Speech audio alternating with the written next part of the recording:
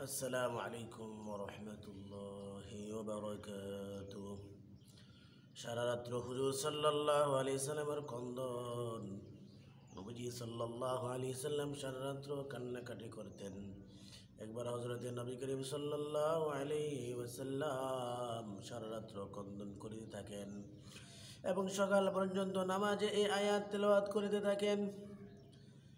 إن تعذبهم فإنهم عبادك وإن تغفر لهم فإنك أنت العزيز الحكيم إن تعذبهم فإنهم عبادك وإن تغفر لهم فإنك أنت العزيز الحكيم অর্থাৎ হে আল্লাহ, আপনি যদি ইহাদিওকে শাস্তি দান করেন তবে এই ব্যাপারে আপনি স্বাধীন, কেননা ইহারা আপনার বান্দা আর আপনি তাদের মালিক। গোলাম অপরাধ করিলে মালিকের শাস্তি দেওয়ার অধিকার রয়েছে, আর যদি আপনি ক্ষমা করিয়া দেন তবে এই ব্যাপারও আপনি স্বাধীন, কেননা আপনি মহা ক্ষমতাশালী। ক্ষমা করার উপরও আপনার কুদরত রয়েছে, আপনি হিকমতওয়ালা, তাই আপনার ক্ষমা করা হিকমত অনুযায়ী হইবে। ইমাম আজম আবু হানিফা রাহমাতুল্লাহি আলাইহি ইমামে আজম আবু হানিফা রাহমাতুল্লাহি আলাইহি সম্পর্কে বর্ণিত রয়েছে যে তিনিও একবার সারারাত্র ওয়ামতাজুল ইয়াউমা আইয়ুহাল মুজরিমুন ওয়ামতাজুল ইয়াউমা আইয়ুহাল মুজরিমুন এই আয়াত পড়িতে থাকেন এবং কান্নাকাটি করতে থাকেন। আয়াত শরীফের অর্থ এই যে কিয়ামতের দিন অপরাধীদের প্রতি হুকুম হইবে। কিয়ামতের দিন বিভীষিকা ভয়ঙ্কর দিন, হিসাবের দিন। ওই দিন আল্লাহ বলবেন ওয়ামতাজুল ইয়াউমা আইয়ুহাল মুজরিমুন। এই আয়াত পড়তেন আবু হানিফা রাহমাতুল্লাহি আলাইহি, পড়তেন আর কাঁদতেন। আয়াত শরীফের অর্থ এই যে কিয়ামতের দিন অপরাধীদের প্রতি হুকুম হইবে যে দুনিয়াতে তো সকলেই মিলিয়া মিশিয়া ছিলে, কিন্তু আজ অপরাধী ও নিরপরাধী সকলে পৃথক হয়ে যাও। অপরাধী এবং নিরপরাধ নিষ্পাপ যারা, অর্থাৎ যারা জান্নাতি এবং যারা জাহান্নামী, পৃথক হয়ে যাও, আলাদা আলাদা হয়ে যাও। অপরাধীরা আলাদা হয়ে যাও।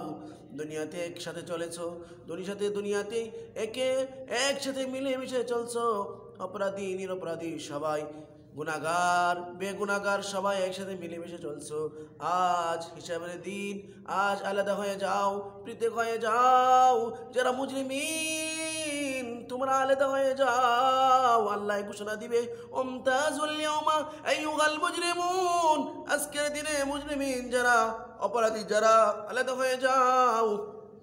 এই নির্দেশ শুনিবার পর যত ক্রন্দনী করা হোক না কেন তা নিতান্তই কম, কারণ জানা নাই আমি কি অপরাধীদের অন্তর্ভুক্ত হইব না ফরমাবরদারের মধ্যে গণ্য হইব।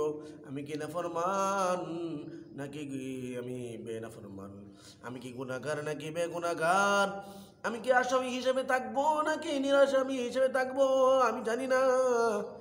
এ আয়াত তেলাওয়াত করে করে ইমাম আজম আবু হানিফা রাহমাতুল্লাহি আলাইহি প্রায় কান্নাকাটি করতেন। আল্লাহু আকবার। হযরত আবু বকর রাদিয়াল্লাহু তাআলা আনহু আল্লাহর ভয়, আহলে সুন্নাত ওয়াল জামাতের সর্বসম্মত সিদ্ধান্ত অনুযায়ী আবু বকর সিদ্দিক রাদিয়াল্লাহু তাআলা আনহু নবীদের ব্যতীত সমগ্র দুনিয়ার সকল মানুষ হইতে উত্তম।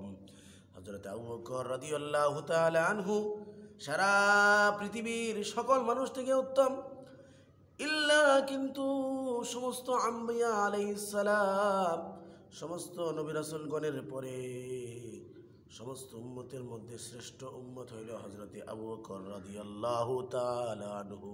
সুবহানাল্লাহ। তিনি নিঃসন্দেহে জান্নাতি হইবেন। স্বয়ং রাসূল পাক সাল্লাল্লাহু আলাইহি সাল্লাম তাকে জান্নাতি হওয়ার সুসংবাদ দান করিয়াছেন, বরং তাকে একদল বেহেশতি লোকের সর্দার বলিয়াছেন। জান্নাতের প্রতিটি দরজা হইতে তাকে আহ্বান করার সুসংবাদ দান করিয়াছেন।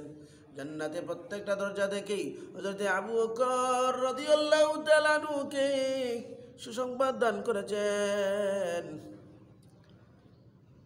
তিনি আরো ইরশাদ করিয়াছেন যে আমার উম্মতের মধ্যে আবু বকর রাদিয়াল্লাহু তাআলা আনহু সর্বপ্রথম জান্নাতে প্রবেশ করিবে। সুবহানাল্লাহ।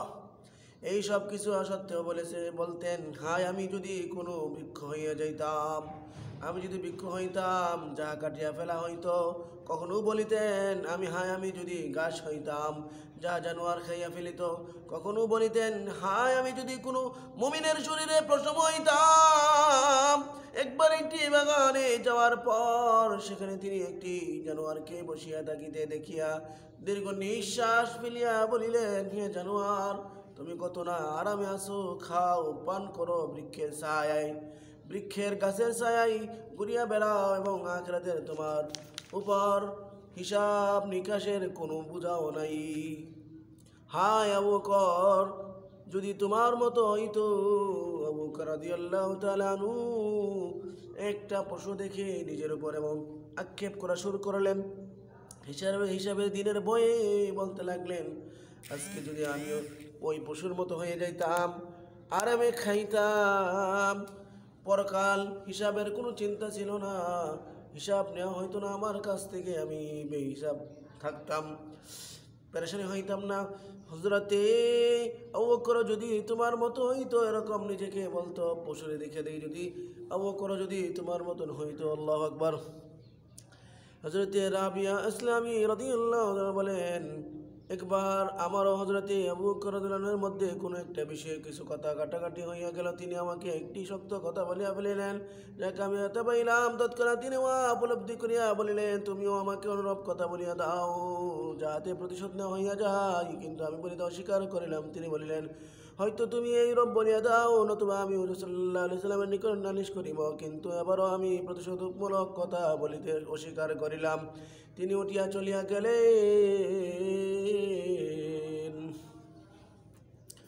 আল্লাহ সুবহানাহু ওয়া তাআলা আমাদেরকে সাহাবীদের ইত্তেবা করার তৌফিক দান করেন, নবী সাল্লাল্লাহু আলাইহি সাল্লামের অনুসরণ করার তৌফিক দান করেন। সবাই আমলের নিয়তে শুনি এবং সবাই শোনার সুযোগ করিয়ে দেই। জানা নাই, আমরা জানি না কার কথায় কখন কি হেদায়েত পাওয়া যায়, আমল হয়ে যায়। আল্লাহ কবুল করে মঞ্জুর করে, আমিন। আসসালামু আলাইকুম রহমতুল্লাহ।